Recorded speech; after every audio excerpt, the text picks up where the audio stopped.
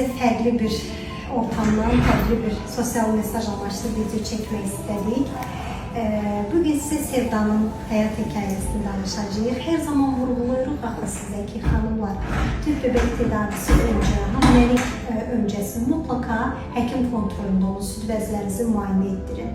İndi Sevda qısaca öz başına keçəni danışacaq. Dünən Sevda əməliyyat oldu, çox şükür Allah, hər şey uğurlu oldu, yaxşı oldu.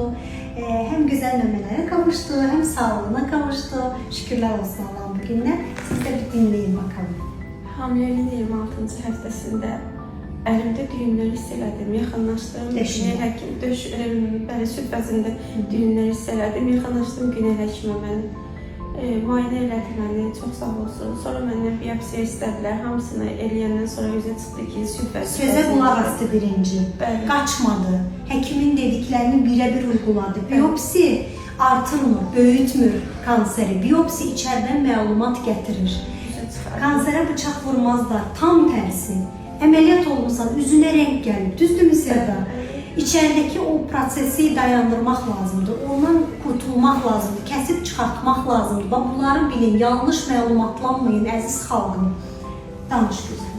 Hamilə olaraq kimyoterapiya aldım, əkizlərimi də dünyaya gətirdim. Çox şükür, estağfurullah. Şişlər də əridi kimyalar sayəsində.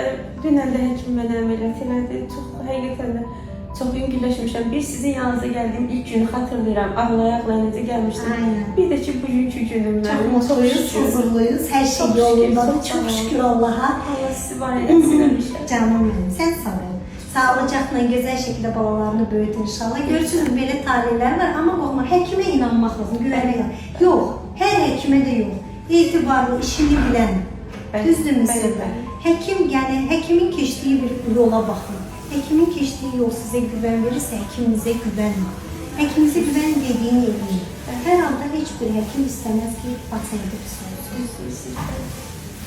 Sən keçmiş olsun. Çox sağ ol.